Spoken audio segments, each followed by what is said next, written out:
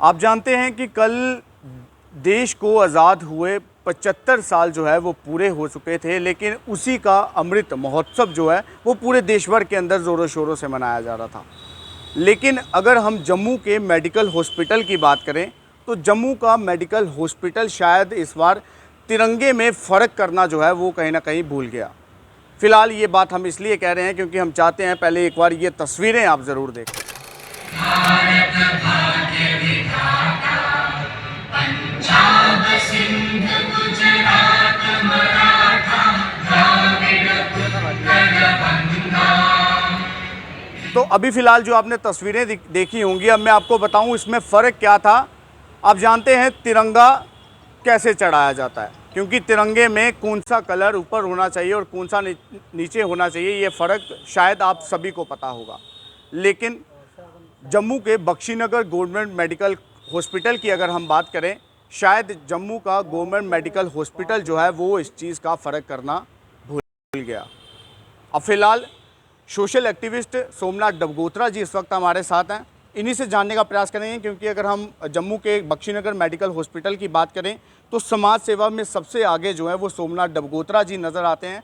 और फिलहाल सोमनाथ डबगोत्रा जी से ही हम जानने का प्रयास करेंगे कि जम्मू के गवर्नमेंट मेडिकल हॉस्पिटल में जिस प्रकार से कल उल्टा तिरंगा चढ़ाया गया, हम गवर्नमेंट मेडिकल हॉस्पिटल की बात करें, कल जिस प्रकार से यहाँ पे तिरंगा जो है अगर उल्टा जो है वो यहाँ पर चढ़ाया गया, क्या लगता है आपको कि इतनी नालायकी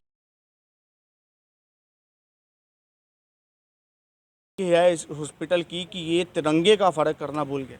सबसे पहले मैं तिरंगे को ही सैल्यूट करना चाहूँगा कि जो आज़ादी का 75वां महोत्सव, अमृत महोत्सव मनाया जा रहा है।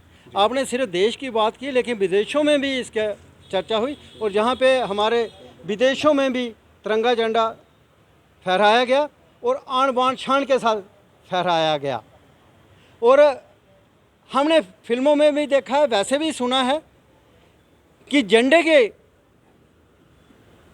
शान के लिए पिक्चरों में जब झंडा कहीं गिर रहा होता है ना, तो उसमें आर्मी वाले अपनी जान की परवाह ना करते हुए उस झंडे को उठाते हैं और गोलियां से छलनी भी हो जाते हैं। जो दूसरे मुल्कों की गवर्नमेंट होती है, पुलिस होती है, वो हमने कई पिक्चरों में देखा है।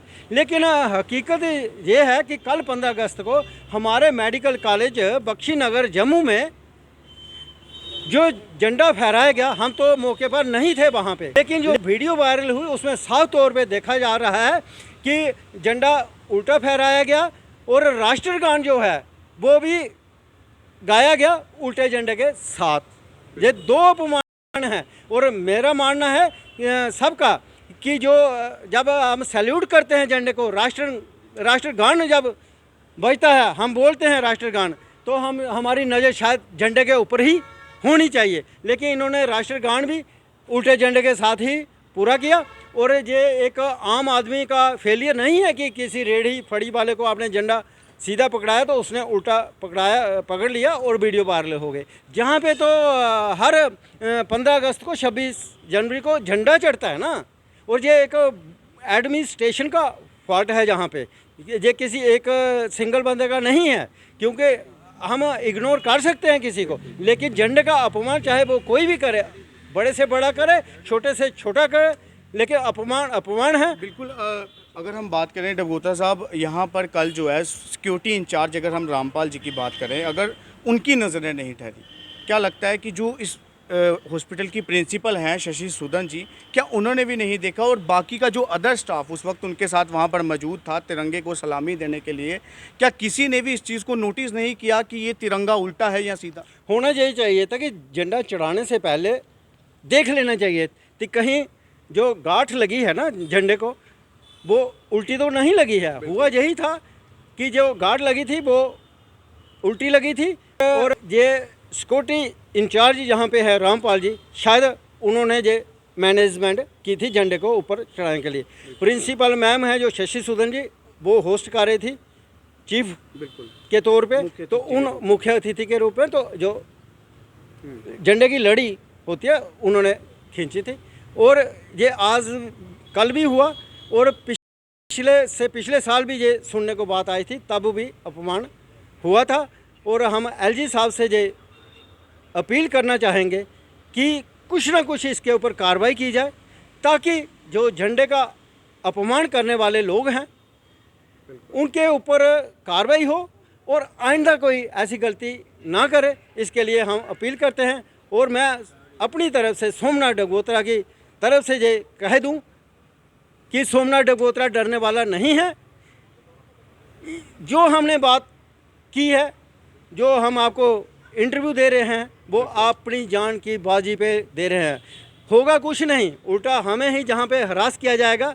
हो सकता है हमारे खिलाफ भी कंप्लेन हो जाए, लेकिन झंडे की आन बान शान के लिए सोमनाथ डगोत्रा को जान तक भी देनी पड़ेगी तो हम देने के लिए तैयार हैं। और हम ऐसे जो अपमान हुआ है हमारे राष्ट्रीय ध्वज का, वो हम सहन नहीं कर सकेंगे, चाहे इसके लिए हमें अपनी जान भी कुर्बान क्यों ना करनी पड़े। तो बिल्कुल देखिए, सोमनाथ डगोत्रा जी का भी साफ तौर पर यही कहना है कि अपमान जो है वो ज़रूर हुआ है और आप लोगों को भी ठेस ज़रूर पहुंची होगी, क्योंकि देश का तिरंगा है और सबको सर्वोप्रिय है और हर कोई जो है वो देश के तिरंगे की हिफाजत करना चाहता है। लेकिन शायद जम्मू का मेडिकल, अगर हम मेडिकल कॉलेज हॉस्पिटल की बात करें तो शायद जम्मू के मेडिकल कॉलेज हॉस्पिटल की सुप्रिटेंडेंट की अगर हम बात करें, या प्रिंसिपल शशि सूदन जी की बात करें, एडी मनास जी की बात करें, या सिक्योरिटी इंचार्ज रामपाल जी की बात करें, शायद उन लोगों को तिरंगे का अपमान करते हुए ज़रा भी शर्म नहीं आई, या फिर तिरंगे का अपमान जब वो कर रहे थे शायद उन लोगों ने अपनी आंखें जो है वो बंद कर रखी थी। और बाकी का जो उस वक्त जितना भी स्टाफ वहाँ पर था, क्या उनमें से किसी की भी नज़र जो है वो उस तिरंगे के ऊपर नहीं पड़ी उस वक्त? लेकिन ये अपमान ज़रूर हुआ है। हॉस्पिटल के हक़ की जो खबरें होती हैं वो भी हम आपको ज़रूर बताते हैं कि हॉस्पिटल में क्या कुछ बदलाव दिखाए जा रहे हैं, क्या कुछ चीज़ें आप लोगों की, क्या कुछ मशीनरीज आप लोगों के लिए और मंगवाई जा रही हैं। लेकिन जब इस तरह का अपमान तिरंगे का हॉस्पिटल के अंदर किया जाएगा तो क्या कोई बर्दाश्त करेगा? आप लोग कमेंट बॉक्स में अपनी राय देकर ज़रूर बताइएगा। इसी के साथ फिलहाल तब तक के लिए आप देखते रहिए चनार न्यूज़ अपडेट। दीपक मनास के साथ, जय हिंद।